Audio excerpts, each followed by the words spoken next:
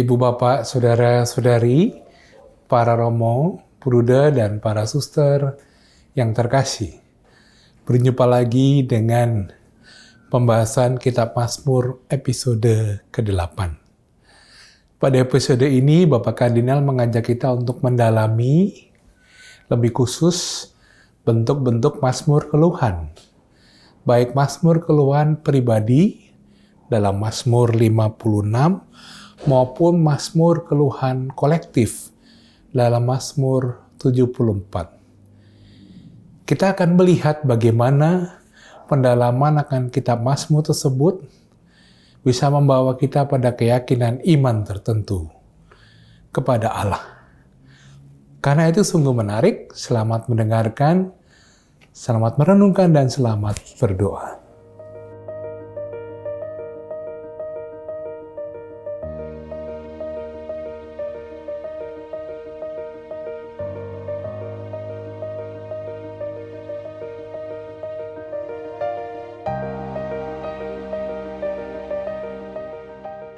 Saudari-saudaraku yang terkasih, kita masih berada di dalam percakapan mengenai kitab Mazmur. Kita sudah mencoba memahami pendahuluan umum, lalu melihat dua kelompok besar jenis Mazmur, yaitu Mazmur pujian yang sudah selesai kita bicarakan, dan kemudian Mazmur keluhan atau Mazmur permohonan yang sedang kita bicarakan. Kita sudah bicara tentang pendahuluan umum mengenai Mazmur keluhan, lalu membedakan antara Mazmur keluhan pribadi atau individual, dan kemudian akan kita lihat juga ada Mazmur kelompok, Mazmur seluruh umat. Kita sudah sampai pada Mazmur individual, dan yang kita pilih sebagai contoh adalah Mazmur 56. Kita akan melanjutkan membaca ayat per ayat, tidak panjang, mengenai Mazmur 56 ini. Supaya kita melihat dinamikanya Mazmur keluhan pribadi itu seperti apa. Kita baca bagian per bagian. Yang pertama, ayat 2 sampai ayat 3. Teksnya berbunyi begini. Kasihanilah aku ya Allah, sebab orang-orang menginjak-injak aku. Sepanjang hari orang memerangi dan menghimpit aku. Seteru-seteruku menginjak-injak aku sepanjang hari, bahkan banyak orang yang memerangi aku dengan sombong. Unsur apa saja yang ada di dalam ayat-ayat ini? Yang pertama, Mazmur permohonan atau keluhan ini diawali dengan seruan kepada Allah. Seruan yang isinya apa? Seruan yang isinya mohon agar Allah mengasihani dia. Pendoa Mazmur ini, kasihanilah aku ya Allah. Nah, dalam keadaan seperti apa pendoa Mazmur ini berseru kepada Tuhan? Kalau membaca ayat-ayat ini, lalu keadaan yang bisa digambarkan adalah keadaan yang sangat berat, sangat kritis. Kita perhatikan kata-kata yang dipakai. Sebab orang-orang menginjak-injak aku. Sepanjang hari orang memerangi dan menghimpit aku. Masih dilanjutkan, seteru-seteruku menginjak-injak aku sepanjang hari. Bahkan banyak orang memerangi aku dengan sombong. Kata-kata yang dipakai pada ayat 2 dan 3 ini menunjukkan betapa berat keadaan pendoa Mazmur ini. Dalam keadaan seperti ini, sesuai dengan keyakinan iman pada waktu itu, atau di dalam rangka iman orang yang sedang mengalami krisis itu, dia hanya bisa lari kepada Tuhan, tidak bisa kepada orang lain. Hanya Tuhan yang dapat menolong dia. Jadi keluhannya sungguh-sungguh keluhan yang sangat mendalam. Ayat 4 sampai ayat 5. Waktu aku takut, aku ini percaya kepadamu, kepada Allah yang firman-Nya kupuji, kepada Allah aku percaya, aku tidak takut. Apakah yang dapat dilakukan manusia terhadap aku? Kita merasakan ada nada yang berbeda dibandingkan dengan 2 ayat sebelumnya. Dinamika yang kita baca di balik ayat 4 dan ayat 5 ini adalah peralihan. Peralihan perasaan atau pengalaman pendoa Mazmur dari rasa takut diungkapkan dengan sangat jelas pada ayat 4 baris pertama, waktu aku takut. Tetapi langsung ada perubahan pengalaman. Perubahan yang mana? Perubahan yang sangat besar. Waktu aku takut, aku ini percaya kepadamu. Nah, pertanyaannya adalah, dasar dari kepercayaan ketika pendoa Mazmur takut itu apa? Kalau tidak punya dasar, pasti tidak akan sampai kepada tataran yang sedalam itu. Jawabannya juga ada di situ, kepada Allah yang firman-Nya kupuji. Maka pertanyaannya adalah yang dimaksudkan dengan firman itu apa? Apakah hanya sabda biasa saja atau yang mana?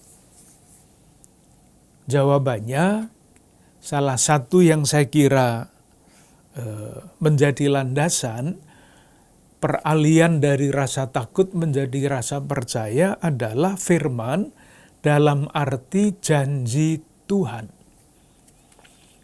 Kita melihat di dalam sejarah kepada Abraham Allah berjanji.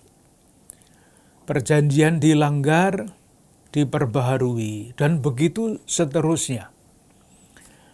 Nah, kalau demikian, firman yang berarti janji itu sungguh dapat diandalkan, yaitu janji Allah kepada umat yang dipilihnya secara umum bersama-sama, dan janji Allah kepada orang benar, bahwa orang benar akan diselamatkan. Sementara dari pihak manusia yang berlawanan dengan, yang dilawankan dengan janji Allah yang sangat kuat itu adalah musuh-musuhnya. Siapakah musuh-musuhnya itu?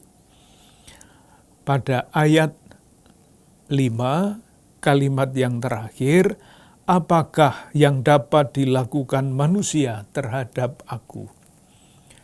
Dari satu pihak, pendoa Mazmur itu mempunyai kepercayaan yang sangat besar kepada janji Allah, yang kasih setianya sudah teruji, sudah terbukti. Berhadapan dengan itu adalah manusia yang menginjak-injak dia. Nah, orang-orang yang menginjak-injak dia itu oleh pendoa Mazmur, sikap pendoa Mazmur terhadap mereka diungkapkan, apakah yang dapat dilakukan manusia terhadap aku?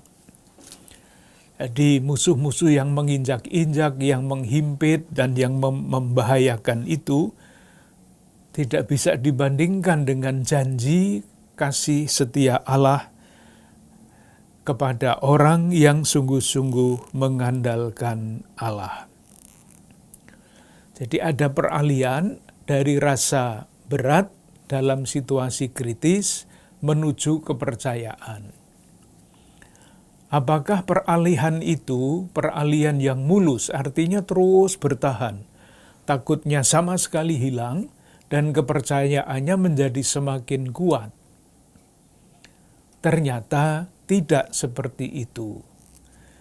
Dinamika hidup beriman, dinamika kepercayaan kepada Tuhan, itu rupanya tidak selalu terus maju, bertumbuh, dan berkembang menjadi semakin kuat. Ayat 6-8 menunjukkan itu. Baru saja pendoa Mazmur itu mengungkapkan keyakinannya akan janji Allah, dia ingat lagi akan kesulitannya, akan penderitaannya. Itulah yang dikatakan pada ayat 6 sampai dengan ayat 8. Kita lihat apa saja yang berkecamuk di dalam hati orang yang sedang mengalami kesulitan itu. Sepanjang hari mereka mengacaukan perkaraku. Ayat 8. Ayat 6. Mereka senantiasa bermaksud jahat terhadap aku. Jadi meskipun sudah mengungkapkan mereka itu hanya manusia yang dari debu tanah, tidak ada bandingannya dengan Tuhan, tetapi toh ancamannya sangat dirasakan. Ayat 7, mereka mau menyerbu, mereka mengintip, mengamat-amati langkahku, seperti orang-orang yang ingin mencabut nyawaku. Apakah mereka dapat luput dengan kejahatan mereka? Runtuhkanlah bangsa-bangsa dengan murka-Mu ya Allah. Ada dua hal yang dapat kita rasakan di sini. Yang pertama adalah mengulangi situasi pengalaman pribadinya yang berat. Ayat 6 dan ayat 7. Lalu di dalam keadaan yang berat itu, emosinya terhadap Tuhan masih belum dapat dikendalikan. Oleh karena itu pada ayat 8, boleh dikatakan ia mengajukan protes. Ayat 8, apakah mereka dapat luput dengan kejahatan mereka? Bentuknya pertanyaan, tetapi yang dimaksudkan adalah protes. Apakah mereka dapat luput dengan kejahatan mereka? Protes kepada Tuhan, Tuhan mereka itu kok begini terus terhadap saya? Kalau begitu apakah mereka ini bisa luput dengan kejahatan mereka itu? Protes. Mengapa Tuhan tidak segera menghukum mereka? Silahkan selalu mengingat, kita masih di dalam alam pikiran perjanjian lama. Dan tidak berhenti di situ, ia mengutuk lawan-lawan itu. Hanya dengan catatan, kutuk dalam arti yang mana? Ayat 8 bagian berikutnya. Runtuhkanlah bangsa-bangsa dengan murka-Mu ya Allah. Ini kalau dibahasakan dengan bahasa kita sehari-hari, semoga mereka kesambar bledek, kira-kira seperti itu. Tetapi, apakah kutuk itu sekejam itu? Apakah yang dituju itu adalah musuh-musuh yang sedang melakukan kejahatan terhadap dia? Bisa diartikan seperti itu, tetapi pengertian yang lain adalah kalau dihubungkan dengan ayat 8 bagian pertama. Bentuknya kan pertanyaan. Tuhan, apakah mereka dapat luput dengan kejahatan mereka? Kalau diungkapkan dengan bahasa yang tadi, Tuhan, mengapa Engkau tidak cepat-cepat menghukum mereka?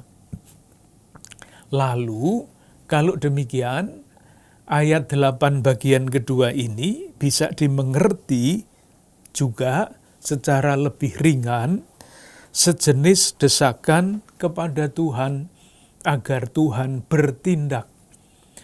Jadi moga-moga jelas yang saya maksudkan, perbedaan tidak langsung mengutuk orang itu, orang-orang yang menyusahkan pendoa Mazmur, tetapi mendorong Tuhan untuk segera bertindak. Kutuk dalam arti itu. Dinamikanya berubah-ubah lagi. Tadi kan sudah susah, percaya, sekarang protes. Ayat 9, kita kembali kepada sikap iman dari pendoa Mazmur. Kita baca, sengsaraku, engkaulah yang menghitung-hitung. Air mataku, kau taruh ke dalam kirbatmu. Bukankah semuanya telah kau daftarkan? Ini apa maksudnya? Maksudnya saya kira tidak terlalu sulit untuk ditangkap. Ungkapan keyakinan iman bahwa Allah sungguh-sungguh memperhatikan hidupnya. Dia merasa Tuhan tidak bertindak. Tapi di sini dia menjawab sendiri, sengsaraku, engkaulah yang menghitung-hitung. Air mataku kau taruh ke dalam kirbatmu, bukankah semuanya telah kau daftarkan? Jadi Allah sebetulnya sepenuh hati, sungguh-sungguh memperhatikan pendoa Mazmur ini. Dan karena itu, kembali lagi ia sampai kepada keyakinan bahwa Tuhan akan memperhatikan doanya. Oleh karena itu, ayat 10 sampai 12 mengungkapkan keyakinan pendoa Mazmur lagi. Jadi dinamikanya pulang balik, maju mundur. Yakin pada ayat 9 bahwa Tuhan sungguh memperhatikan dia. Oleh karena itu, pendoa Mazmur mengungkapkan sekali lagi ayat 10-12 keyakinan kepercayaannya. Maka musuhku akan mundur pada waktu aku berseru. Aku yakin bahwa Allah memihak kepadaku. Kepada Allah firman-Nya kupuji, kepada Tuhan firman-Nya kupuji. Kepada Allah aku percaya, aku tidak takut. Apakah yang dapat dilakukan manusia terhadap aku? Jadi pendoa yakin bahwa Allah berpihak padanya. Aku yakin bahwa Allah memihak aku. Keyakinan itu akan memperteguh dirinya. Dan kemudian ayat 10, musuhku akan mundur pada waktu aku berseru. Diungkapkan di dalam bagian itu bahwa Allah akan mengalahkan musuh. Karena apa? Karena doanya. Nanti di tempat lain akan kita lihat pendoa Mazmur yang minta supaya Tuhan itu menyelesaikan perjuangannya, mempertahankan namanya. Artinya alasannya bukan pendoa yang mengeluh, bukan doa orang yang sengsara, yang berdoa kepada Tuhan, yang membuat Tuhan mengabulkan. Tetapi karena orang-orang yang memusuhi pendoa Mazmur itu mencela atau menjelek-jelekkan nama Tuhan. Kepercayaan itu diungkapkan dengan sangat bagus pada ayat 11 dan 12. Praktis ayat 11 dan 12 itu mengulang ayat 4 sampai ayat 5. Ada perbedaan. Kita baca ya ayat 4 kembali. Waktu aku takut, aku ini percaya kepadamu. Pada ayat 11 dan 12, kata takut tidak ada. Yang ada kepada Allah firman-Nya kupuji, kepada Tuhan firman-Nya kupuji. Nah, ayat 12, kepada Allah aku percaya, aku tidak takut. Sementara pada ayat 4 dikatakan waktu aku takut. Jadi pendoa Mazmur takut. Di dalam proses perkembangan iman pendoa Mazmur, takut yang ada pada ayat 4 itu dikatakan aku tidak takut. Apakah yang dapat dilakukan manusia terhadap aku? Mengulang ayat 5 bagian yang paling akhir. Itu ayat 11, ayat 10 sampai 12. Sekarang ayat 13 sampai 14 bagian yang terakhir.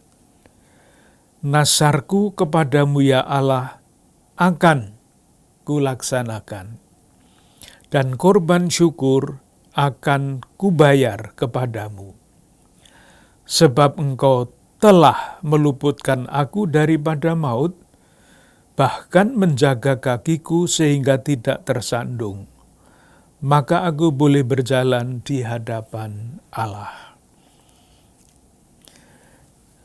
Seperti sudah kita lihat di dalam pengantar umum, di dalam Mazmur keluhan, tidak semua,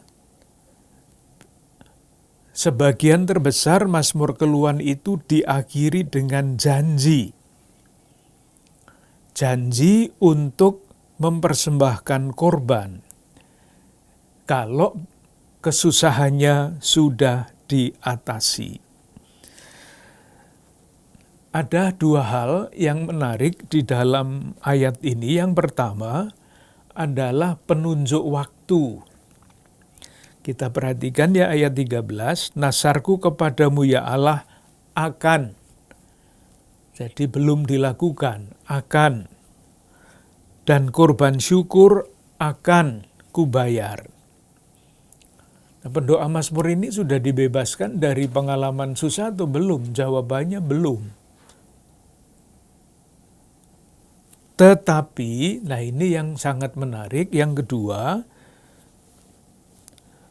ayat 14, sebab engkau telah meluputkan aku daripada maut.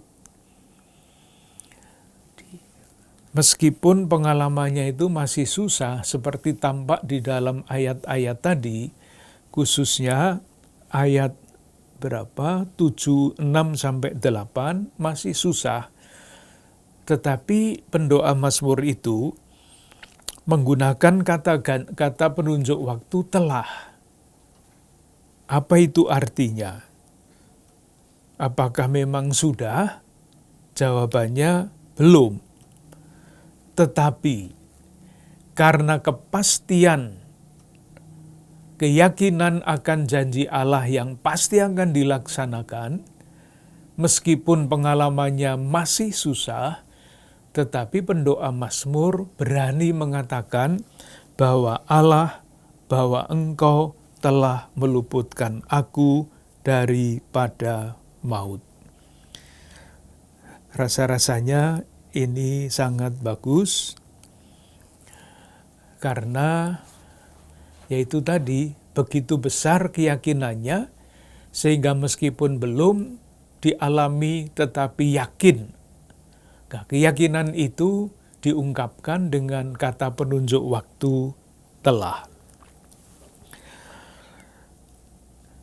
Ayat berikutnya, ayat 14 bagian berikutnya, dia masih berbicara bahkan menjaga kakiku sehingga tidak tersandung, maka aku boleh berjalan di hadapan Allah. Apa yang dimaksudkan dengan tidak tersandung? Siapa yang menjadi batu sandungan?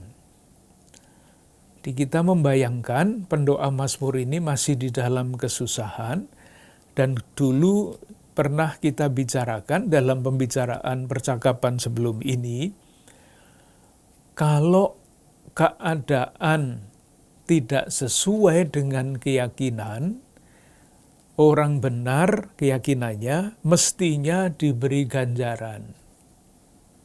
Kalau itu terjadi, tidak sulit. Tetapi ketika orang benar mengalami penderitaan, itu menjadi batu sandungan.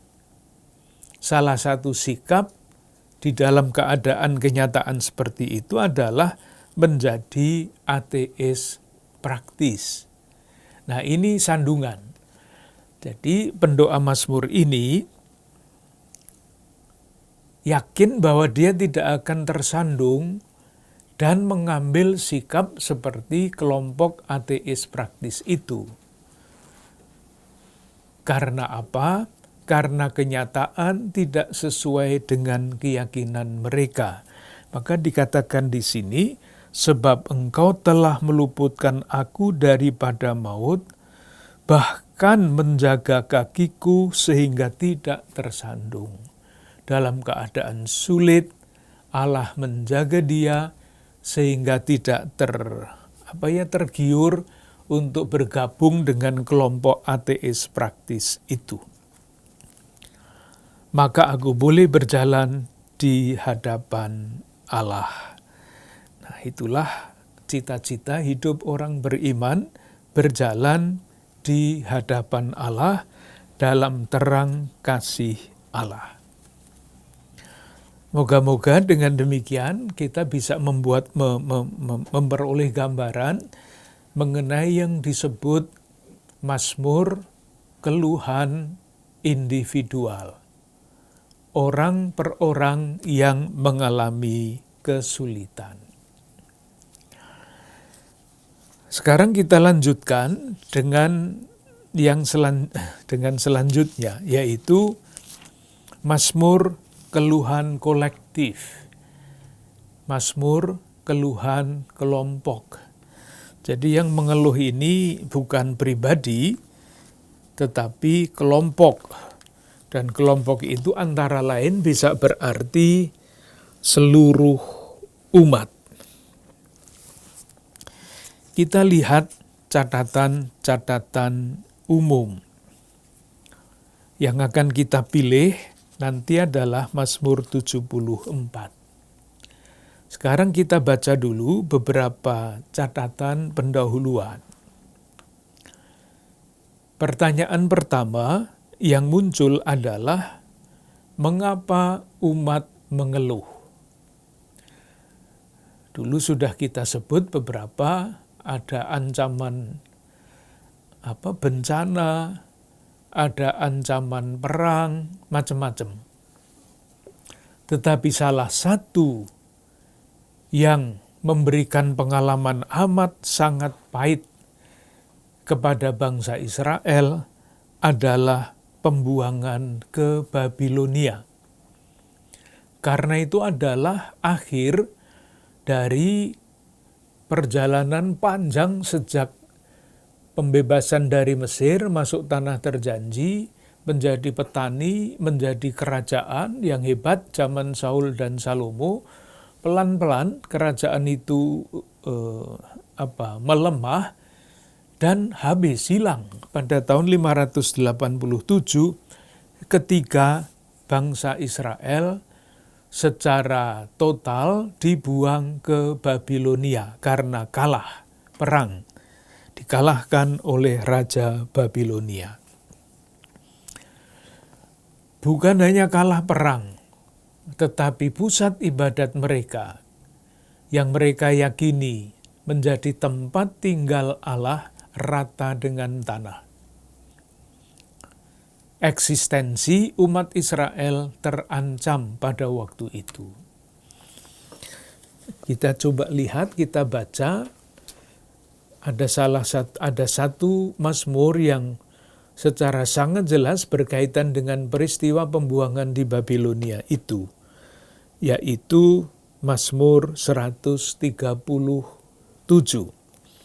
Kita coba baca supaya kita bisa merasakan seperti apakah yang namanya kehilangan identitas, dibuang, dan sebagainya itu. Kita baca saja, tidak untuk kita jelaskan. Di tepi sungai-sungai Babel, di sanalah kita duduk sambil menangis. Apabila kita mengingat Sion. Silahkan membayangkan itu. Pada pohon-pohon gandarusa, di tempat itu kita menggantungkan kecapi kita. Tidak bisa memuji Tuhan lagi. Sebab di sanalah orang-orang yang menawan kita, meminta kepada kita, memperdengarkan nyanyian. Diejek-ejek oleh musuh. Dan orang-orang yang menyiksa kita meminta nyanyian sukacita. Nyanyikanlah bagi kami nyanyian dari Sion. Sudah berada di dalam situasi terpuruk, masih dihina-hina lagi. Lalu diungkapkan perasaan hatinya itu. Bagaimanakah kita menyanyikan nyanyian Tuhan di negeri asing? Jika aku melupakan engkau, hai Yerusalem, biarlah menjadi kering tangan kananku. Biarlah lidahku melekat pada langit-langitku. Dan jika aku tidak mengingat engkau, jika aku tidak jadikan Yerusalem puncak sukacitaku. Ketika berada di tanah asing, dihina terus-menerus, ungkapan keyakinan. Bangsa Israel di pembuangan tidak akan pernah melupakan Yerusalem. Lalu berdoa, ingatlah ya Tuhan kepada Bani Edom, yang pada hari pemusnahan Yerusalem mengatakan, runtuhkan, runtuhkan sampai ke dasarnya. Hai putri Babel yang suka melakukan kekerasan, berbahagialah orang yang membalas kepadamu perbuatan-perbuatan yang kau lakukan kepada kami. Berbahagialah orang yang menangkap dan memecahkan anak-anakmu pada bukit batu. Jadi campur aduk perasaannya itu. Terbuang, dihina, ingin mengungkapkan kepercayaan, tidak akan pernah ingkar untuk memuji Yerusalem, tetapi juga ada rasa marah yang terungkap pada ayat 8 dan 9. Itu pembuangan Babilonia. Nah, kita semua juga tahu 50 tahun sesudah itu, bangsa Israel dibebaskan dari Babilonia, diizinkan untuk kembali ke Palestina, dan membangun kembali Kenisah. Nah, pada waktu itulah, ketika mereka mulai biasa berkumpul di Palestina, berkumpul kembali di Palestina, karena pengalaman dibuang ke Babilonia itu begitu mencengkam, umat bangsa Israel secara berkala berkumpul untuk meratapi peristiwa itu. Jadi ada yang namanya rupanya ibadah ratapan. Dan untuk kepentingan mengenang, meratapi peristiwa itu, ada satu mazmur yang disusun secara khusus. Dan mazmur itu adalah Mazmur 74. Kalau dibaca judulnya, Nyanyian Ratapan Karena Bait Suci yang Rusak. Moga-moga jelas bagaimana Mazmur 74 ini muncul. Jadi dibuang kembali ke Palestina, mereka berkumpul kembali sebagai bangsa yang tidak berarti lagi dalam percaturan internasional. Pada waktu itu diizinkan membangun Kenisah kembali, dan menyusun Mazmur Ratap untuk meratapi peristiwa pembuangan di Babilonia itu. Kita coba lihat, nanti baca ayat per ayat untuk mempermudah. Tapi sekarang kita lihat dulu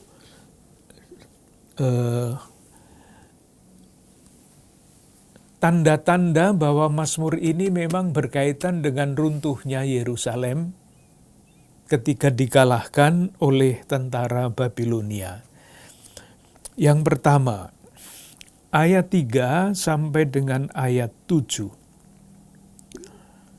Ini mengungkapkan bagaimana kenisah itu menjadi rata dengan tanah. Ringankanlah langkahmu ke tempat yang rusak terus-menerus. Segala-galanya telah dimusnahkan musuh di tempat kudus. Lawan-lawanmu mengaum di tempat pertemuanmu, dan telah mendirikan panji-panji mereka sebagai tanda. Dan selanjutnya, amat sangat jelas. Nah, ketika mereka mengenang itu kembali, yang teringat adalah mereka itu bingung. Terungkap di mana? Terungkap misalnya kebingungan itu pada ayat 1. Dalam bentuk pertanyaan, mengapa ya Allah, kau buang kami untuk seterusnya? Jadi mengalami peristiwa, nggak ngerti kenapa terjadi begini, maka bertanya, mengapa ya Allah kau buang kami untuk seterusnya? Ayat 10. Berapa lama lagi ya Allah lawan itu mencela dan musuh menista namamu terus-menerus. Bukan hanya merugikan umat Allah, tetapi menista nama Allah. Ayat 11, mengapa engkau menarik kembali tanganmu? Bingung. Jadi kebingungan di masa lampau diungkapkan di dalam ibadah ratapan itu. Pengalaman itu sudah sungguh-sungguh membuat umat sengsara. Ayat 12. Namun engkau ya Allah adalah Rajaku. Ungkapan kepercayaan. Rajaku di zaman purbakala dan selanjutnya. Sengsara umat diungkapkan pada ayat 8. Mereka berkata dalam hatinya, baiklah kita menindas mereka semuanya. Kerugian bagi umat, kerugian bagi Tuhan, ayat 18 sampai 12. Ingatlah ini, musuh mencela ya Tuhan, dan bangsa yang bebal ini menista namamu. Ayat 22. Bangunlah ya Allah, lakukanlah perjuanganmu. Jadi Allah yang membuat mereka bingung mengapa berapa lama lagi itu didesak untuk bertindak. Karena apa? Karena bukan hanya bangsa Israel, umat yang terpilih itu yang sengsara karena peristiwa ini, tetapi karena nama Allah sungguh-sungguh dinistakan. Lalu ungkapan kepercayaan. Jadi nanti akan kita lihat bahwa di dalam Mazmur kepercayaan, di dalam Mazmur keluhan, yang namanya ungkapan kepercayaan ini menjadi sangat penting. Ayat 12. Namun engkau ya Allah adalah Rajaku dari zaman purbakala yang melakukan penyelamatan di atas bumi. Jadi jalan pikirannya begini. Bangsa itu terpuruk. 1. Mereka bingung mengapa Allah membiarkan bangsanya seperti ini. Mereka mendesak, alasannya satu, karena bangsa terpuruk, satu, kedua, bukan hanya bangsa yang terpuruk, tetapi nama Tuhan dinista. Tetapi ingatan akan masa lampau membebaskan bangsa ini dari jurang putus asa. Ingatan akan masa lampau. Kembali lagi, kasih dan kesetiaan Tuhan. Kasih dan kesetiaan Tuhan yang terungkap adalah ketika Allah menciptakan dunia. Kita masih ingat di balik kisah penciptaan, itu ada keyakinan pada zaman itu, atau penciptaan itu bukan pertama-tama Allah menciptakan segala sesuatu dari ketiadaan, tapi dulu ada alam bancuh, penguasa-penguasa yang tidak terkendali, kacau balau. Laut, naga, dan sebagainya itulah yang mengacau balaukan semuanya. Itu semua dikalahkan oleh Allah. Itulah yang ada di balik ayat 12. Namun engkau ya Allah adalah Rajaku dari zaman purbakala yang melakukan penyelamatan di bumi.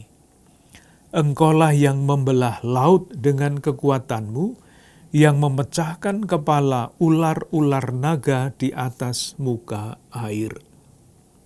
Engkaulah yang meremukkan kepala-kepala Lewiatan. Itu adalah salah satu contoh dari Mazmur keluhan kelompok, keluhan bangsa ini. Sekarang kita coba lihat lagi ya, mengapa kita perlu mengulang-ulang supaya unsur-unsur yang ada di dalam setiap jenis Mazmur itu dapat kita kenali, sehingga nanti kalau kita mendoakan dapat mengenali unsur-unsur itu. Ayat 1 dan 2 tadi sudah kita lihat intinya apa? Ungkapan kecemasan, mengapa ya Allah, dan selanjutnya. Mengapa kemalangan menimpa umat? Padahal, lah ini yang tidak sesuai dengan kenyataan yang tadi kita ulang-ulang ini. Mengapa ya Allah kau buang kami untuk seterusnya? Mengapa menyala murkamu terhadap kambing domba gembalaanmu? Ingatlah, nah Tuhan diingatkan. Ingatlah akan umatmu yang telah kau peroleh pada zaman purbakala, yang kau tebus menjadi bangsa milikmu sendiri. Ingatlah akan Gunung Sion yang engkau diami. Moga-moga bisa dibayangkan cara berdoa pendoa Mazmur ini. Tuhan membiarkan mereka berada dalam keadaan seperti itu, padahal bangsa ini sudah ditebus, sudah diciptakan, dijadikan umat. Jadi mendesak Tuhan supaya Tuhan itu bertindak. Ayat 3-8. Ini adalah ringkasan dari pengalaman umat Allah di pembuangan. Kita baca lagi, ringankanlah langkahmu ke tempat yang rusak terus-menerus. Segala-galanya telah dimusnahkan musuh di tempat kudus. Lawan-lawanmu mengaum di tempat pertemuanmu, dan telah mendirikan panji-panji mereka sebagai tanda. Silahkan mengingat apa yang dilakukan oleh tentara Babilonia terhadap Yerusalem. Kenisah dihancurkan, barang-barangnya dirampas, dan diganti dengan berhala-berhala mereka.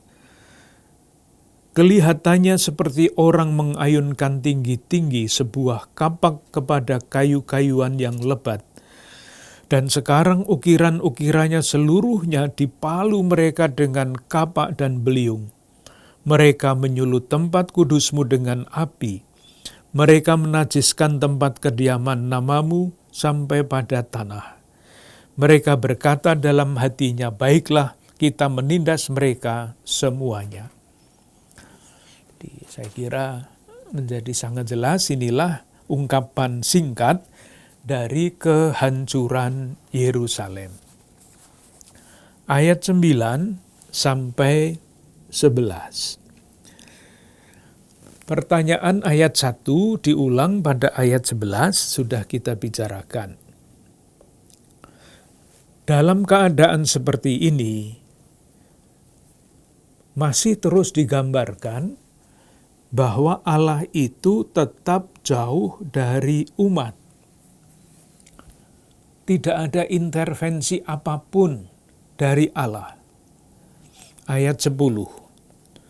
Berapa lama lagi ya Allah lawan itu mencela, dan musuh menista namamu terus-menerus.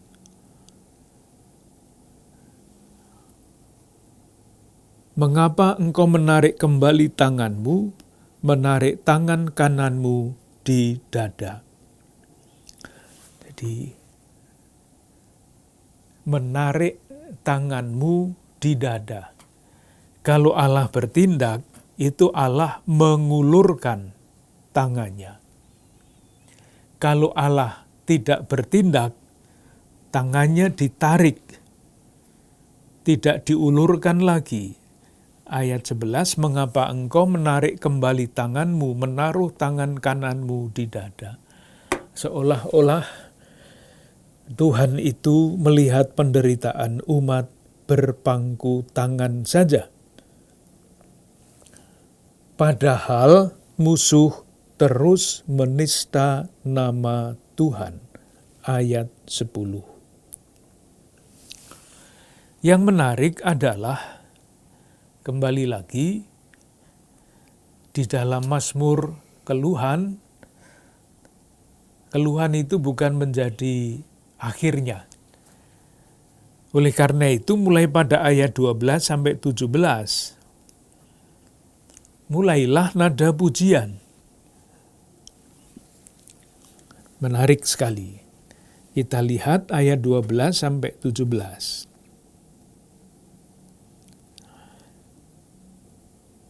Kebingungan atau kecemasan yang dirasakan oleh bangsa ini yang terungkap pada ayat 10 dan 11, kebingungan yang dirasakan membuat umat itu ingat akan masa lampau.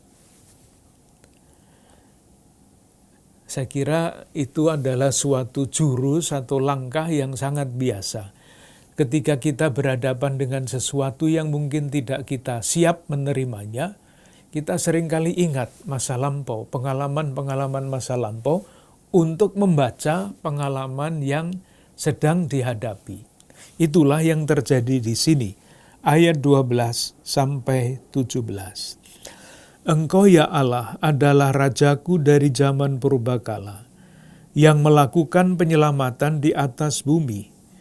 Engkaulah yang membelah laut dengan kekuatanmu, yang memecahkan kepala ular-ular naga di atas air. Sampai ayat 17, saya baca ayat 17, ayat 6, padamulah siang, padamulah juga malam, engkau yang menaruh benda penerang dan matahari. Engkaulah yang menetapkan segala batas bumi, musim kemarau dan musim hujan, engkaulah yang membuatnya.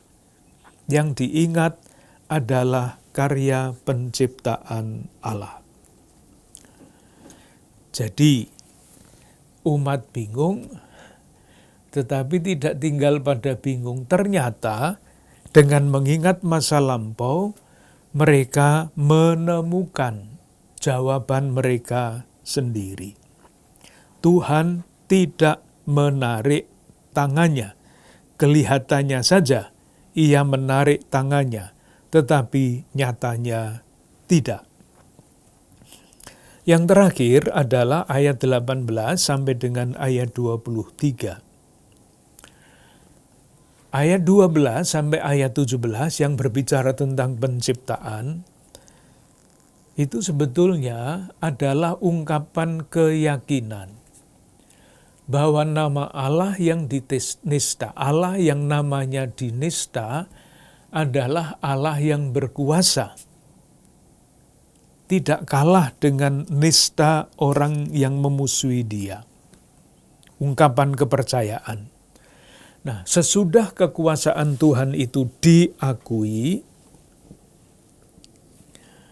umat mendesak lagi Tuhan.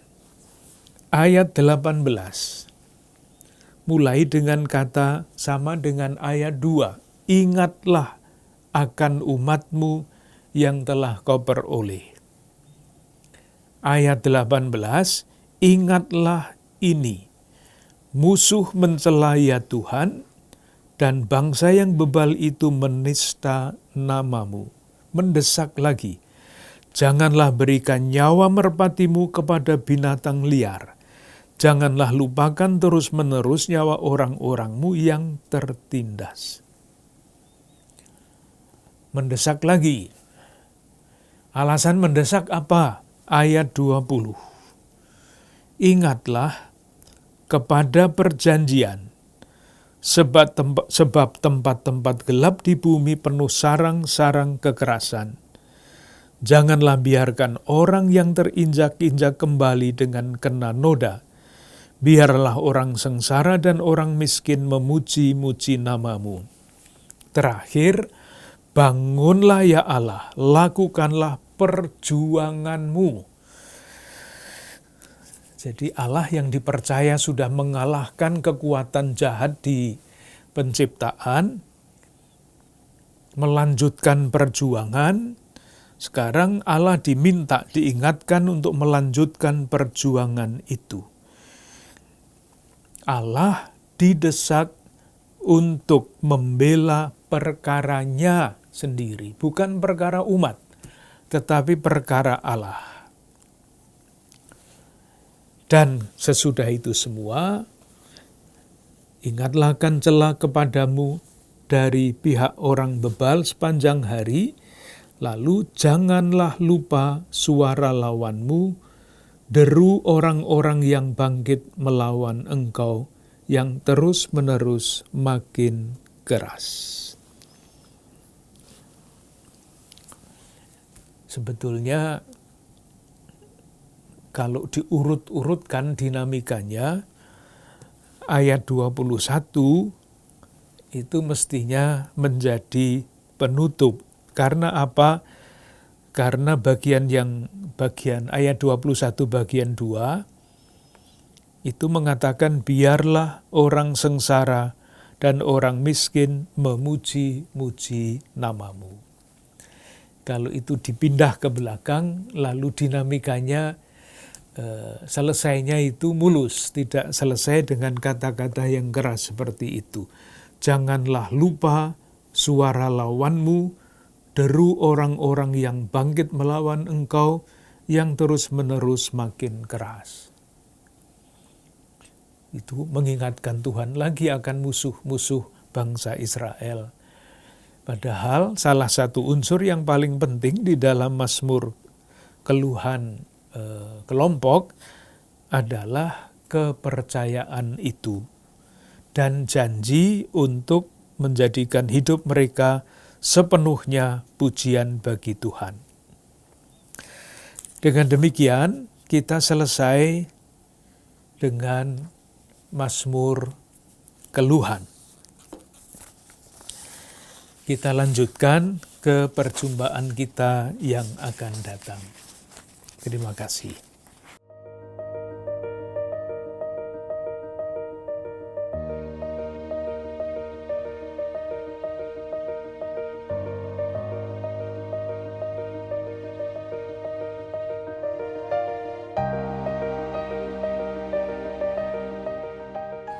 Ibu bapak, saudara-saudari, para suster yang terkasih.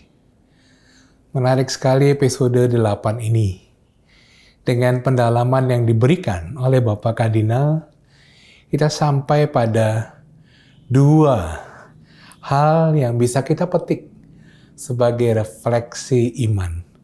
Bahwa bagi orang yang mengalami kesulitan, tantangan ataupun keluhan, pertama, dia mesti yakin bahwa Allah akan menolong dirinya karena Allah mengasihi dirinya. Dan kedua, ingatan memori akan penyertaan kasih Tuhan dalam hidup manusia meneguhkan perjalanan hidup kita.